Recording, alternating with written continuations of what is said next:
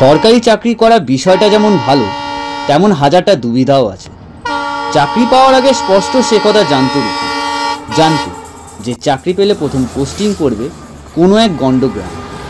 দক্ষিণ কলকাতার বাসিন্দা আজ সেই সরকারি কর্মরত ফরেস্ট ডিপার্টমেন্ট অফিসার রূপমের কথা বলবো আজ। রূপমের পোস্টিং হয় বেলাখালী নামক এক গ্রামে। May I have your attention, please? Ujjain Mau passenger from Ujjain via Fatehabad, Indore to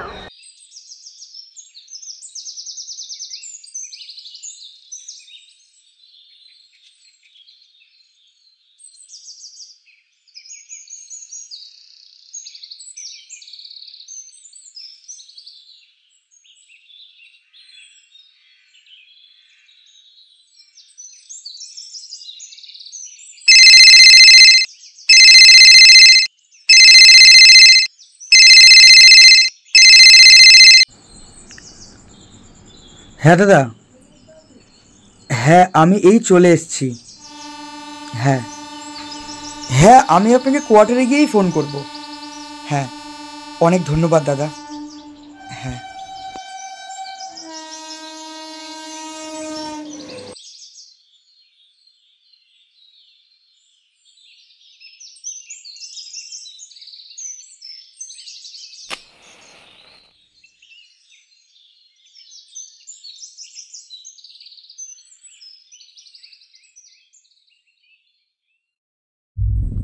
Rupam কোয়ার্টারের ভেতরে প্রবেশ করে। এমনি বাড়িটা সাজিয়ে গুছিয়ে রাখা, আধুনিক সব ব্যবস্থাও আছে সেখানে, কিন্তু চারপাশে এত ভয়ানক দারিদ্রতা যেন মধ্যযুগে এনে ফেলেছিল রূপমকে।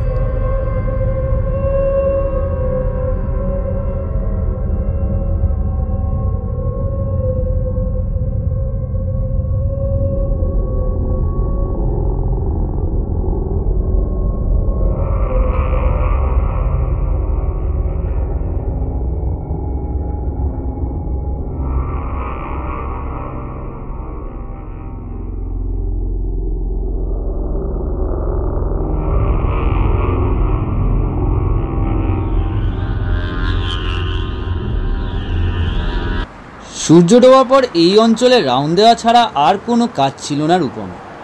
রোজ তো আর রাউন্ড থাকে না, তাই অফিস থেকে বেরিয়ে এসে অঞ্চলটা ঘুরে দেখে সময় কাটাতো রূপম।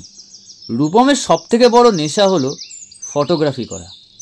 আস্তে আস্তে রূপম এখানে এসে জঙ্গলে ভালো মতন চিনতে ও বুঝতে পেরেছে।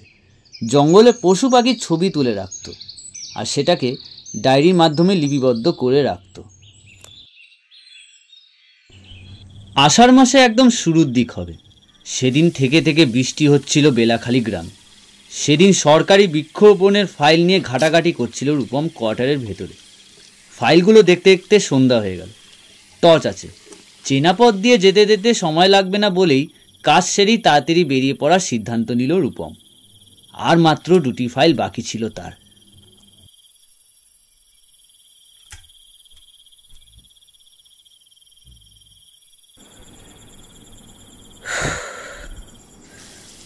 সব ফাইলের কাজ শেষ হয়ে গেছে, আর মাত্র 2টো ফাইল বাকি। একটা বিড়ি খেয়ে নি, তারপরে বাকি কাজগুলো করবো খানে।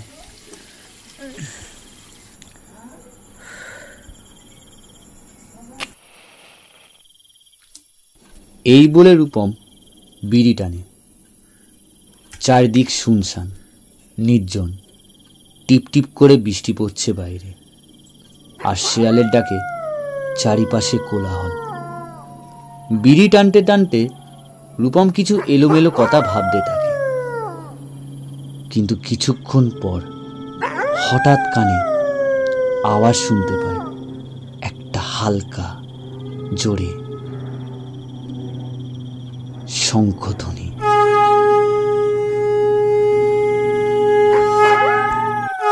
রূপম অবাক হয়ে শুনে, এই নির্জন জঙ্গলে এত রাতে কে শঙ্খ বাজাচ্ছে? যাই তো, গিয়ে একবার দেখে আসি। আগ্রহভাবে রূপম একটু এগিয়ে গিয়ে তার কেয়ারটেকার ডাক দেয়, বাবু, আপনার খাবার তৈরি হয়ে গেছে, আসুন খেয়ে নিন। রতন, আমি একটা শঙ্খধ্বনি শুনতে পেলাম, তুমিও কি শুনতে পেয়েছো?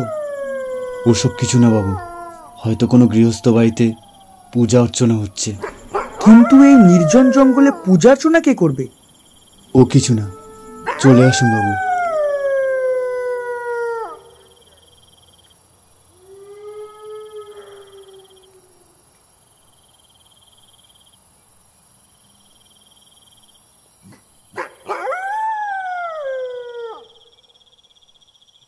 রূপমের একটা বদ অভ্যেস আছে, খাবারের আগে ও খাবারের পর ধূমপান করা তার কাছে বাধ্যতামূলক।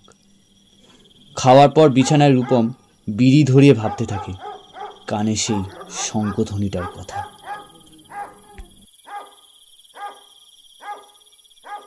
এত রাতে শঙ্খধ্বনির শব্দ? না থাক, এত আমার ভেবে লাভ নেই, যা আছে আছে।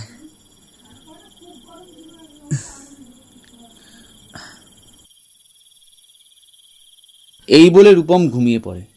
প্রায় 1 সপ্তাহ ধরে সেই একই সময় বারবার শঙ্খধ্বনি বাজে জঙ্গলের ভেতর থেকে। রূপম কিছু বুঝতে পারছে না কি হচ্ছে এখানে, রাত বিরেতে শঙ্খধ্বনিটা বাজছে কোথা থেকে। রূপম অফিস থেকে বেরিয়ে কোয়ার্টারে আসে।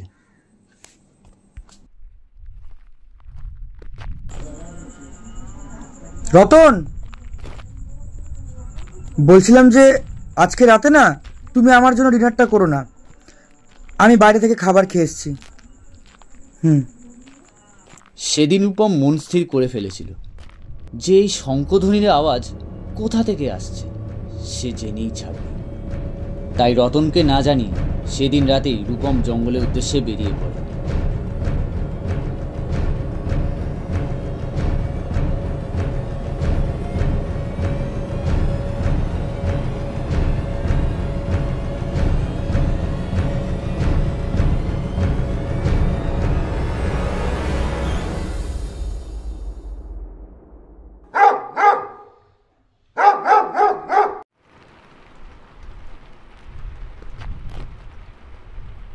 খোঁজ করতে করতে রূপম দেখতে পায় দূরে একটা পুরনো মন্দির। আরও কাছে গিয়ে রূপম দেখে সেই মন্দির থেকেই শঙ্খধ্বনির আওয়াজ আসছে। মন্দিরের দিকে এগিয়েই রূপম দেখতে পায় একটা ছেলে ঠাকুরের সামনে শঙ্খধ্বনি বাজাচ্ছে।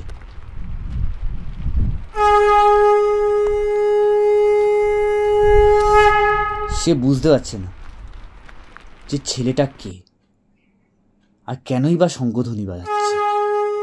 রূপম একটু হালকা কেশে।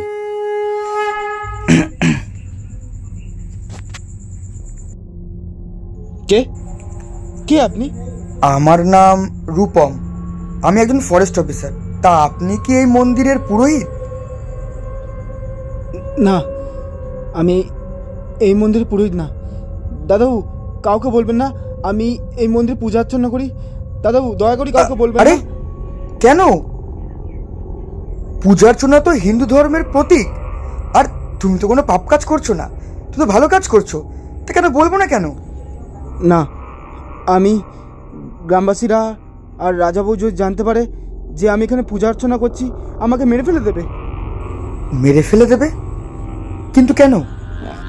আমি আপনাকে সব কিছু বলবো, আগে কথা দিতে হবে যে আপনি কাউকে বলবেন না আমি এখানে পূজা অর্চনা করি।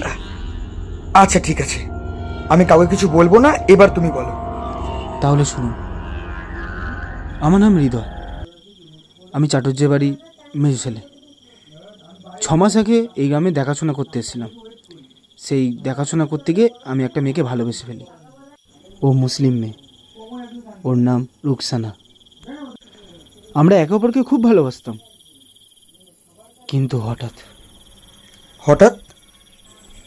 হঠাৎ কি? আপনাকে সব কিছু বলবো, তার আগে বলুন যে আমি এর মধ্যে পুজো করি, কাউকে বলবেন না। আরে হৃদয়, ঠিক আছে, আমি কাউকে কিছু বলবো না, এবার তুমি বলো। আমার আর রুকসানার ভালোবাসার খবরটা আমার বন্ধু সুমনও জানতো। আমাদের ভালোবাসার সমর্থনও করেছিল, কিন্তু 3 দিন বাদে আমার আর রুকসানার ভালোবাসার খবরটা আমার বাবা জেনে যায়। তারপর খুব অশান্তি করে, কারণ আমি হিন্দু আর রুকসানা মুসলিম বলে। কারণ আমরা দুজনকে ছাড়া বাঁচতে পারবো না। আমাদেরকে গ্রাম থেকে বিতাড়িত করা আর মারার পরিকল্পনা করে আমার বাবা, আর সেই খবরটা আমরা পেয়ে যাই। তাই আমি, সুমন আর রুকসানা ওখান থেকে পালিয়ে যাওয়ার চেষ্টা করি।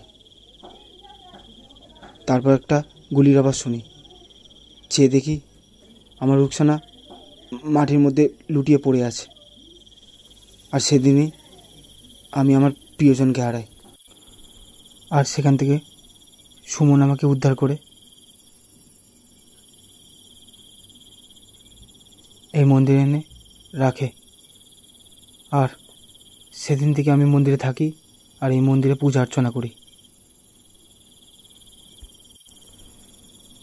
দাদাবাবু, আপনাকে যে কথাগুলো বললাম আর আমি এই মন্দিরে পূজা অর্চনা করি আর থাকি, কাউকে বলবেন না বলুন?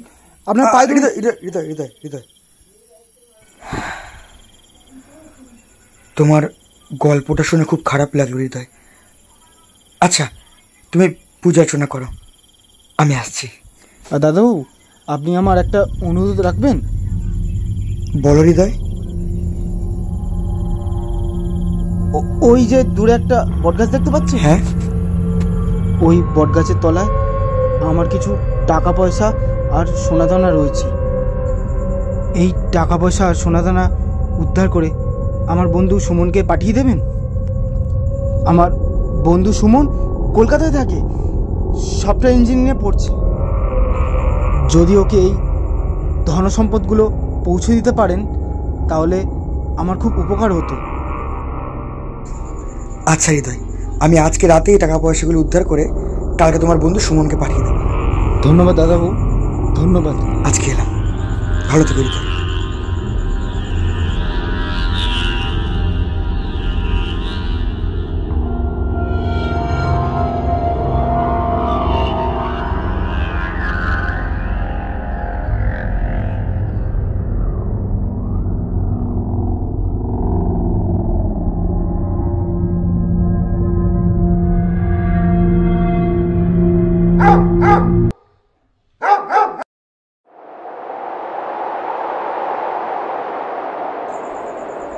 রতন, এই টাকাগুলো সাবধানে পৌঁছে দেবো, ঠিক আছে?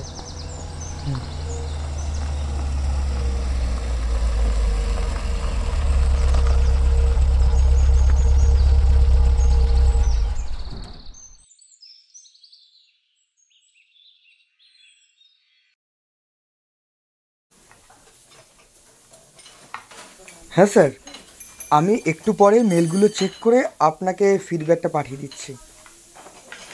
হ্যাঁ স্যার, হ্যাঁ, আমি আপনাকে সব মেলগুলো পাঠিয়ে দেবো। Good evening sir.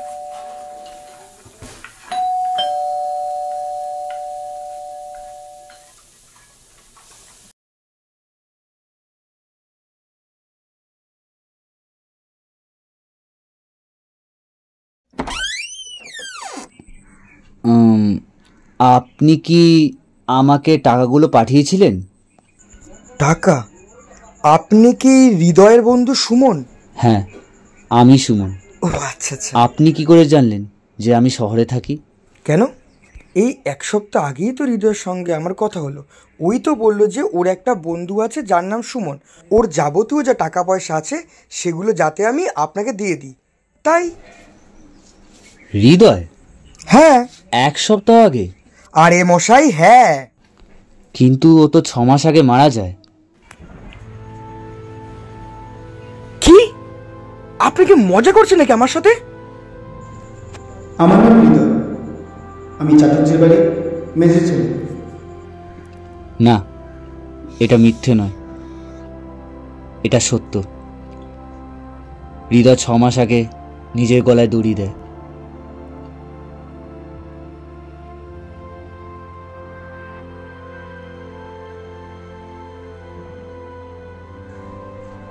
ও রুকসানাকে নিজের থেকেও বেশি ভালোবাসতো, সেই শোকেও নিজে প্রাণ দেয়। আর আপনি যেই খাল পাড়ের কথা বলছিলেন, যেখান থেকে আপনি টাকা পয়সাগুলো উদ্ধার করেছিলেন, ওই গাছেতেই ও গলায় দড়ি দেয়। তার মানে আমি এক সপ্তাহ আগে যার সাথে কথা বলেছিলাম সে তাও কাউকে বলবেন না, আমি এই মন্দিরে পূজা অর্চনা করি, কাউকে বলবেন না দয়া করে।